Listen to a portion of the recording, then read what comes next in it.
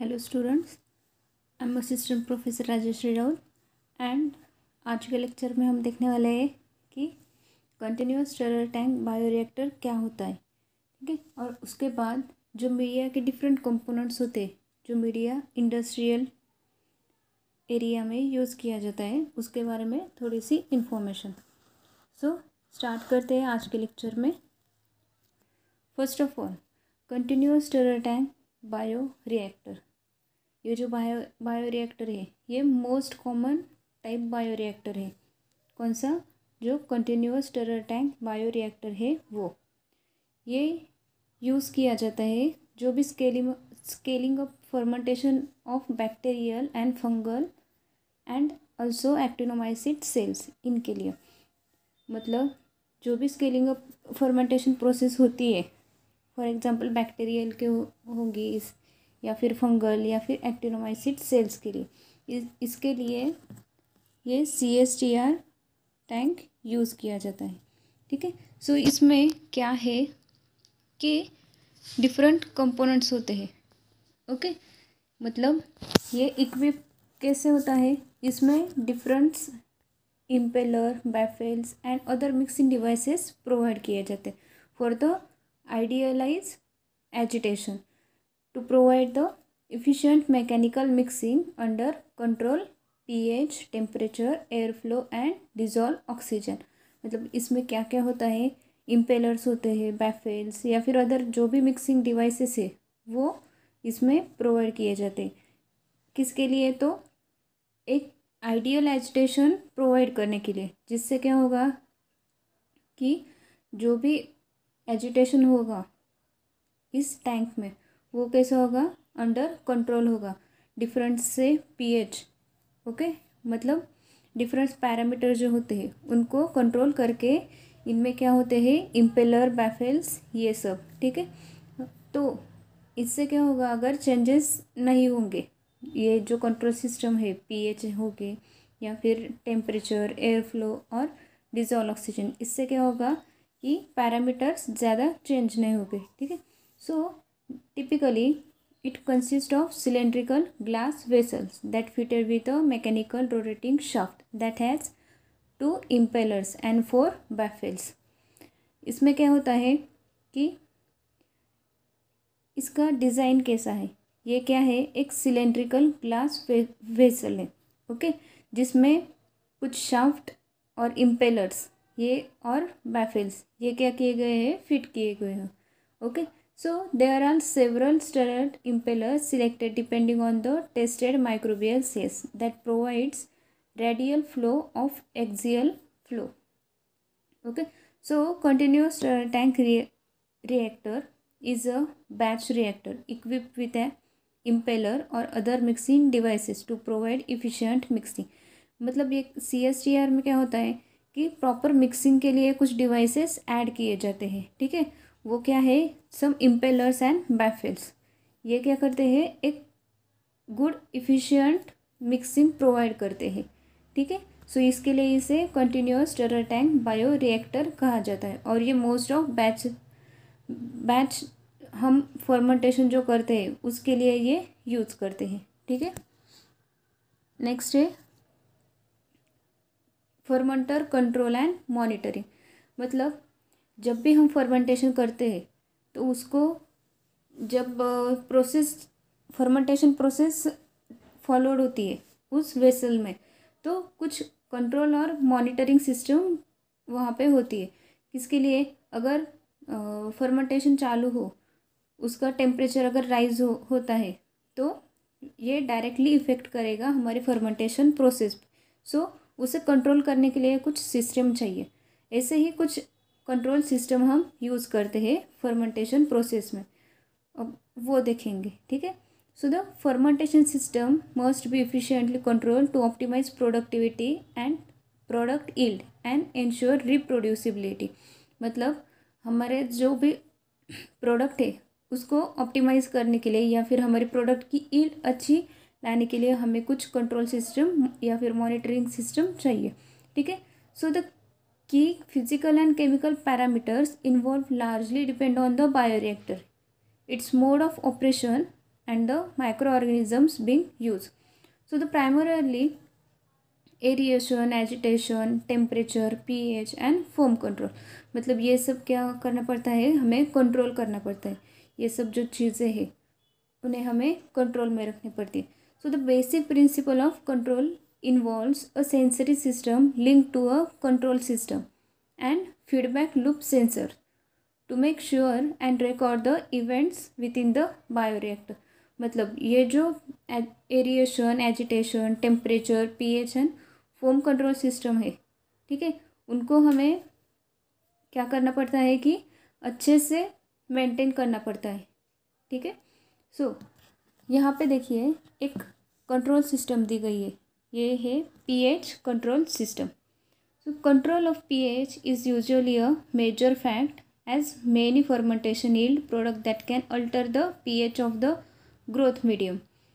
So the fermentation media often contain buffering salt, usually it is a phosphates, but their capacity to control pH can be exceeded and addition of acid or alkali is required.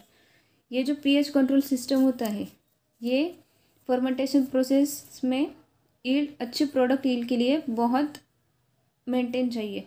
मतलब ये क्या करता है कि जैसे जैसे product yield होती है कुछ मीडिया के pH चेंज होने शुरू होते हैं. ठीक है.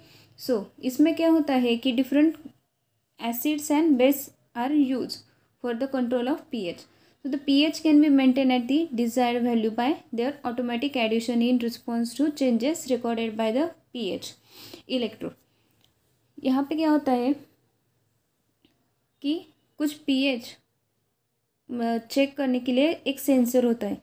ठीक है. अगर pH फ्लक्चुएट होता है तो इसमें क्या होता है कि एक एसिड और बेस, ऐसे दोनों टैंक होते हैं. यहाँ पे दिखाई गए हैं एसिड एक और बेस टैंक और ये pH सेंसर. ओके. जैसे ही pH चेंज होता है ये क्या करता है कि अगर pH में अगर बेसिक pH हो रहा है तो ये क्या करेगा, एसिडिक जो टैंक है उसका वॉल ऑटोमेटिकली क्या होगा, ऑपरेट होगा. मतलब ये क्या करेगा, फिर एसिड की एडिशन करेगा हमारे जो फर्मेंटेशन मीडिया है उसमें. अगर pH एसिडिक हो रहा है बहुत और हमें न्यूट्रल चाहिए तो वो क्या करेगा कि ये सेंसर से ये वॉल ओपन हो जाएगा और ये जो बेस है और बेस की एडिशन हमारे फर्मेंटेशन मीडिया में होगी. इस तरह से ये pH जो है वो मेंटेन रखता है pH कंट्रोल सिस्टम से. Many fermentation produce acid and adjustment of the pH can be made with ammonium hydroxide which act as a nitrogen source. यहाँ पे देखिए कि एक alkali pump turn on when pH falls below the set point. Okay. And acid pump turns on when pH rises above the set point. Okay. मतलब यही है कि अगर अल्कली पंप टर्न ऑन होगा कब, जब हमारा pH जो है वो सेट पॉइंट से बिलो अगर होगा. अगर एसिडिक पंप क्या होगा, टर्न ऑन होगा कब, जब pH rises above the set point. Okay. This is the pH probe is typically steam sterilisable. Okay. ये क्या है, एक pH कंट्रोल सिस्टम है. इसमें क्या क्या होता है, एक pH प्रोब होता है और alkali delivery system, acid delivery system. Okay. Next is the temperature control system. Temperature कैसे कंट्रोल किया जाता है फर्मेंटेशन प्रोसेस में. The monitoring of temperature is usually via the resistance thermometer and the thermo resistors link to automatic heating और cooling system. Levels of dissolved O2 and CO2 are determined using O2 and CO2 electrodes. यहाँ पे क्या होता है कि electrodes use किए जाते हैं. ओके. यहाँ पे मोस्ट ऑफ कौन से इलेक्ट्रोड है, एक तो CO2 और O2 इलेक्ट्रोड. ये क्या करते हैं कि डिजॉल्व ऑक्सीजन की लेवल डिटरमाइन करते हैं मीडिया में. ओके. यहाँ पे देखिए एक CSTR की डायग्राम है. ओके. उसमें क्या है, डिफरेंट टेम्परेचर कंट्रोल सिस्टम है. यहाँ पे ये टेम्परेचर प्रोब दिया हुआ है और ये कंट्रोलर मतलब हमारा या फिर कंप्यूटर, ये क्या करता है कि डिज़ोल्व जो भी O2 और CO2 की कॉन्सेंट्रेशन या फिर CO2 और O2 डिटरमाइन करता है। ठीक है, उससे क्या होता है कि pH या टेम्परेचर कंट्रोल सिस्टम मेंटेन रहती है। Okay, so next is the foam control. Foam production in bioreactors is often a major problem, particularly in aerated fermentation.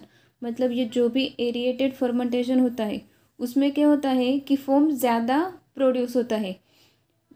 तो ये फोम प्रोडक्शन क्या है, एक मेजर प्रॉब्लम है। ठीक है, so the formation of foam is due to the presence of surface active agent specially protein which produce stable foam. मतलब ये जो सरफेस एक्टिव रिएजेंट्स होते सरफेस एक्टिव एजेंट्स होते हैं जैसे कि प्रोटीन, ये क्या करते हैं, फोम प्रोड्यूस करते हैं। So if not this foam is not control this can lead to the contamination and blockage of the air filters.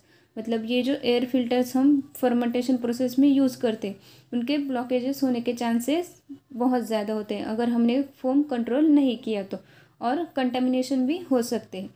So there are basically 3 methods use to control foam production.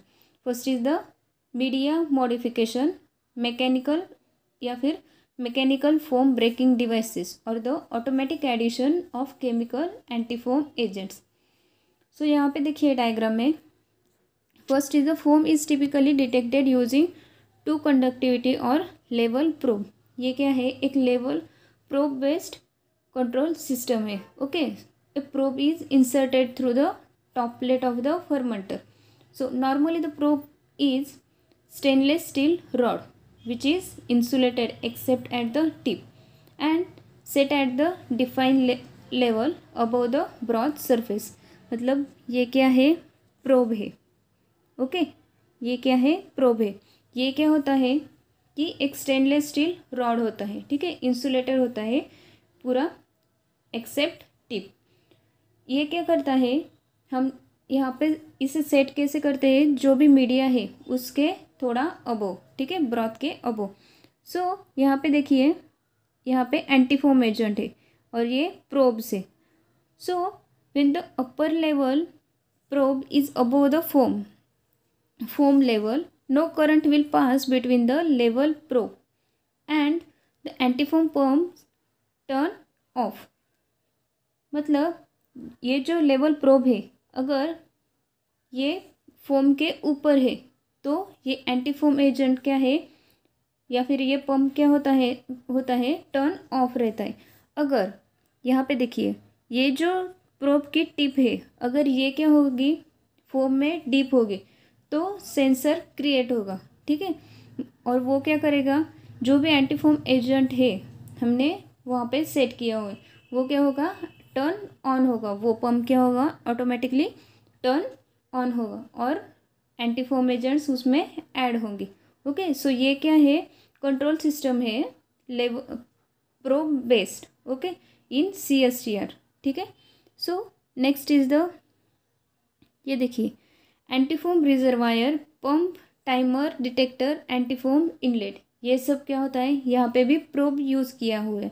Okay, सो जैसे ही ये जो probe है वो foam में deep होगा तो क्या होगा, ऑटोमेटिकली जो हमारा एंटीफोम पंप है वो क्या होगा, ऑन होगा, ठीक है।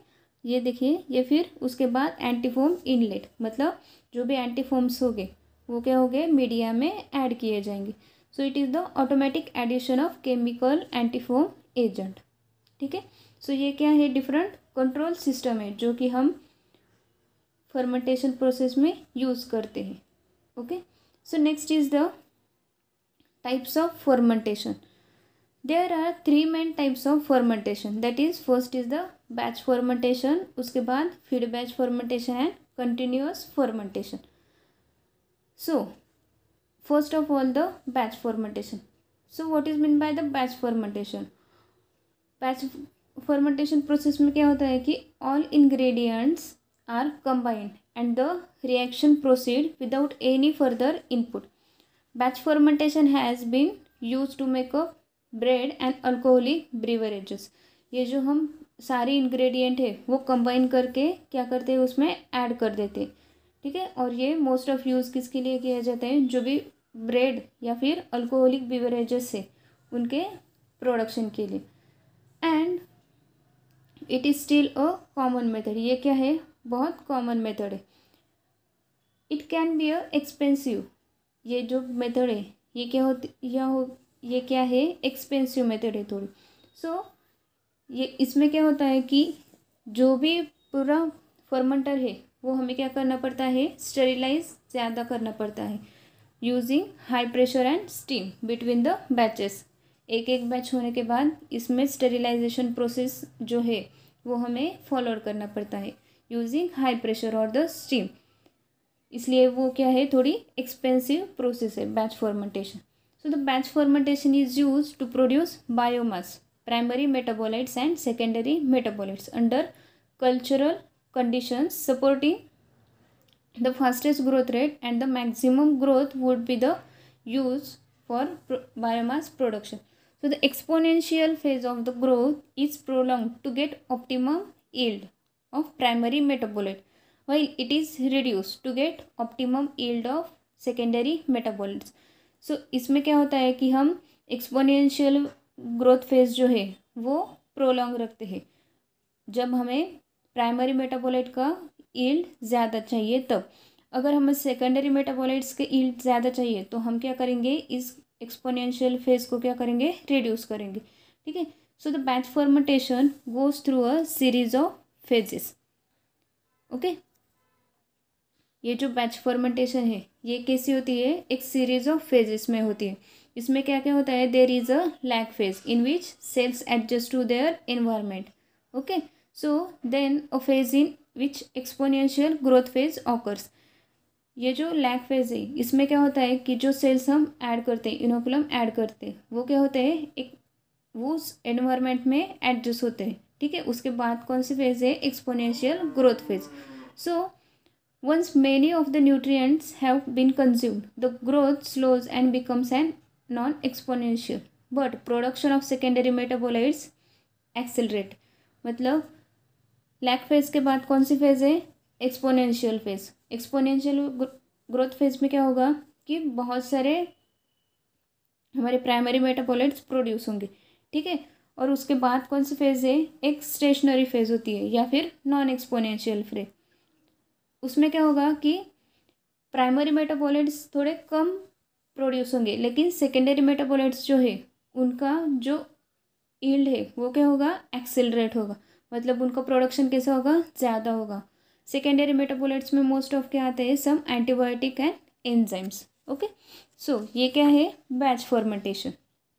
सो in batch fermentation the vessel is allow under a control environment to proceed until maximum and product concentration is achieve.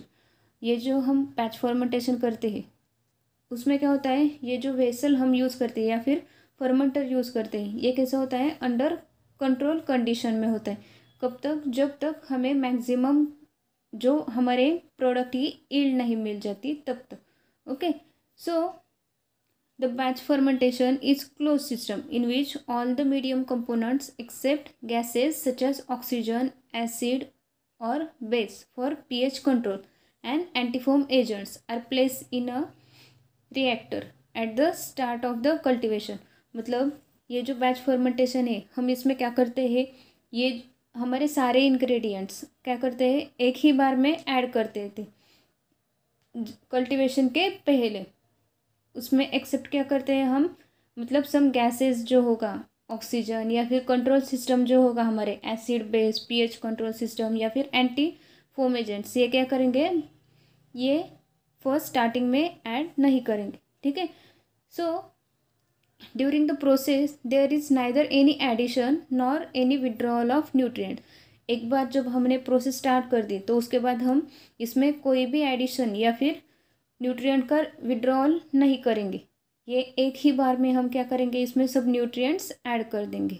Okay, so the nutrient concentrations are continuously changing with time and the system remains in a unsteady state. यहाँ पे क्या होता है कि हम batch कर रहे हैं तो जैसे जैसे बैक्टीरियल की ग्रोथ होगी लैग फेज, लॉग फेज या फिर स्टेशनरी फेज में, वैसे वैसे क्या होगा, इसके जो कॉन्सेंट्रेशन है न्यूट्रिएंट का वो कंटिन्यूसली चेंजिंग रहता है with respect to the time.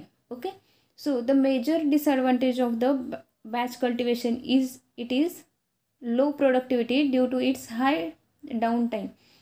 मतलब non production time which is use for cleaning, sterilisation and startup of another batch cultivation during two batch कल्टिवेशंस.